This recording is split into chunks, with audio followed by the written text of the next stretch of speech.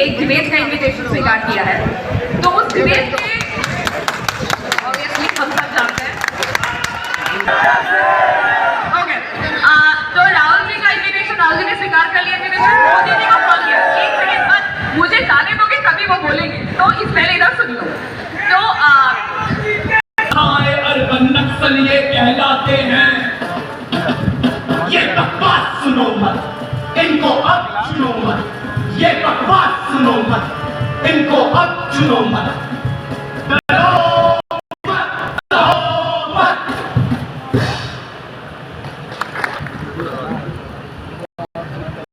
नमस्कार, कैसे आप? आपने एक बात नोटिस की कि अगर आप युवाओं से पूछें तो इलेक्शन में सबसे बड़ा मुद्दा रोजगार का है। किसी भी युवा से पूछो, मैं कन्याकुमारी से कश्मीर तक चला और जो भी मुझसे मिल रहा था 35 साल से कम एज, वो सब कह रहे थे कि रोजगार चाहिए, रोजगार नहीं है, कहीं भी नहीं मिलता, थक गए हैं ढूंढते रहे। और इंटरेस्टिंग बात है कि अगर आप चुनाव का प्रचार देखें तो रोजगार का उसमें कोई मेंशन ही नहीं। कॉन्स्टिट्यूशन की कांग्रेस पार्टी बात कर रही है, हमने गारंटीज दी हैं,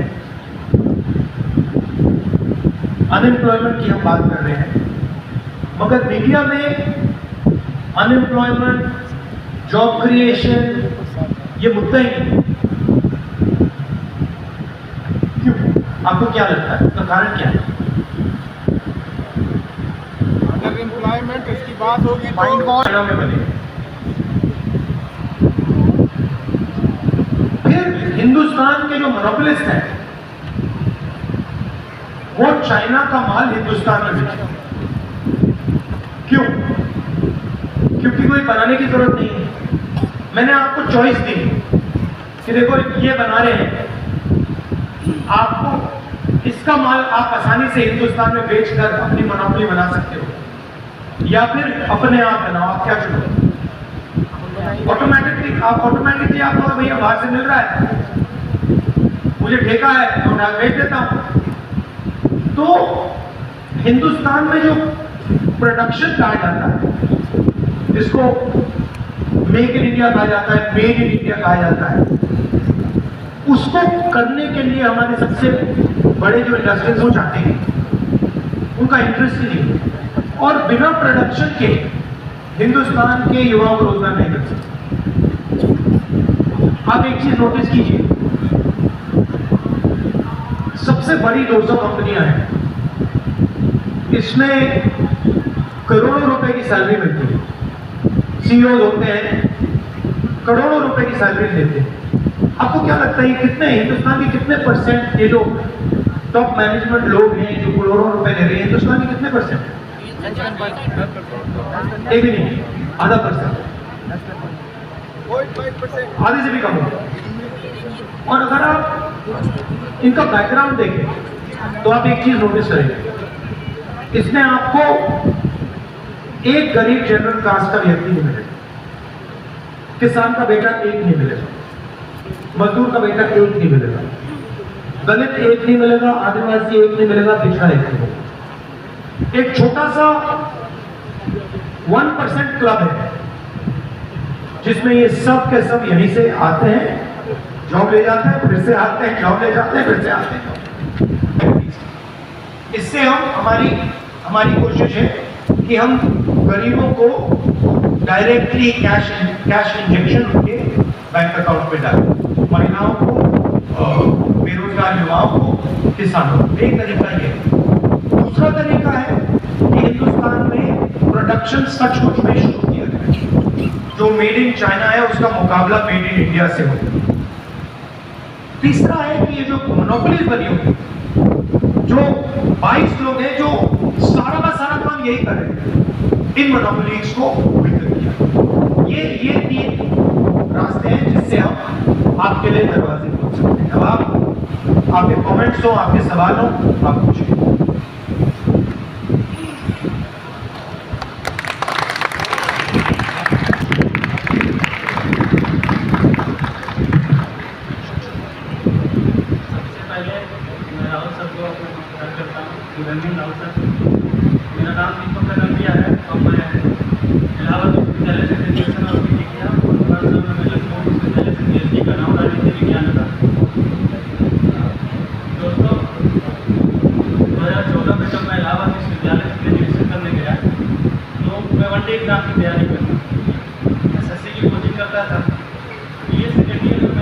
लेखपाल का इंटरव्यू है। इंटरव्यू में मेरा चयन नहीं हो पाया।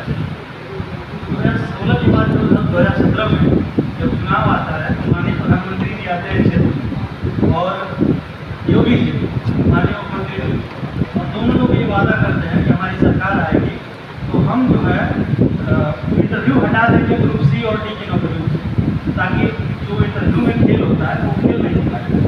तो इन लोगों को सरकार ने इंटरव्यू तो हटा दी, लेकिन बात की बात है कि वैकेंसी ही नहीं है ग्रुप सी और डी, तो इंटरव्यू हटाने का क्या फायदा।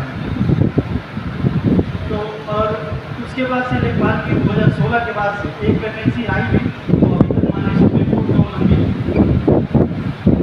और दूसरी बात, जब इलाहाबाद विश्वविद्यालय में 2014 में प्रवेश किया तो मैं एससी कम्युनिटी से हूँ और मैं जनरल का क्वालिफाई करके प्रवेश किया। उसके बावजूद भी मुझे हॉस्टल नहीं मिल पाया और जनरल कम्युनिटी के भी लड़के अवरोज था, मैं सबकी बात नहीं करता, वो लोग हॉस्टल मुझसे कम नंबर पाने के बाद हॉस्टल हमें हॉस्टल नहीं मिल पाया। मैं कैसे भी सर्वाइव किया। मेरी मम्मी शिक्षा में 3500 रुपये महीना पाती थी, मेरी 4 बहनें हैं वो भी पढ़ती थी, मतलब कैसे भी करके मेरा मतलब हॉस्टल से रिलैक्स हो गई। तो मैं कैसे भी करके अफोर्ड किया, ग्रेजुएशन किया। फिर एसएससी के जो एग्ज़ाम हुए तो उसमें 2017 में पेपर लीक हुआ एसएससी सीजीएल का, और उसमें पुराना उसमें अध्यक्ष थे एसएससी की, और उसके बाद वैकेंसी आना लेट हो गया एसएससी का। और तो मैंने निर्णय लिया कि मैं अब पीजी कर लूँ, एसएससी की प्रिपरेशन से मैं हट गई, मैं पीजी कर लिया, नेट क्वालिफाई कर लिया, 3 बार मैं नेट क्वालिफाई। उसके बाद मैंने बीएड किया गोरखपुर यूनिवर्सिटी से, और बीएड करने के बाद मैं सीटेट कर लिया, टेट निकाल लिया, और एग्जाम लेने के लिए, टेस्ट लेने के लिए कितना पैसा लगता है?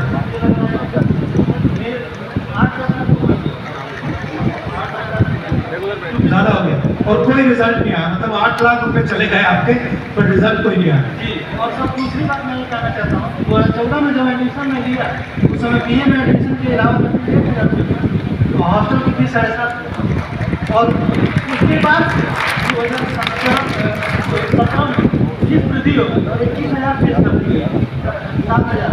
तो ये सब तो आप देखते हैं जो गरीब जो कमजोर है वो 7,000 की फीस कर रहे हैं। तो ये किसको खाता है? सबसे बड़ा खाता एससी को है, ओबीसी को है, और जनरल वर्ग में जो गरीब है उनको खाता है, वो आ नहीं पाए। और ज्ञान बन के क्या है विद्यालयों में बोलना, और आपकी सरकार है तो ये लोग बंद करना। यहाँ आने वाले तो मेरा मन था, मैं सोच रहा था मैं राहुल जी से मिल नहीं पाऊंगा या दूरी से देखूंगा तो मैं मिल पाऊंगा कि नहीं, ये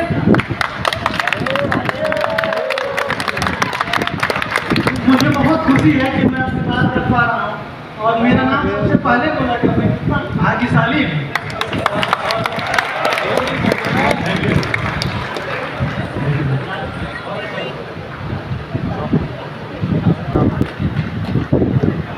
हेलो, मेरा नाम उमेश कुमार यादव है। मैं पूर्वांचल से आया हूँ, वो छात्र हूँ मैं भी काशी हिंदू विश्वविद्यालय का, और मैं बात करने आया हूँ गन्ना किसान।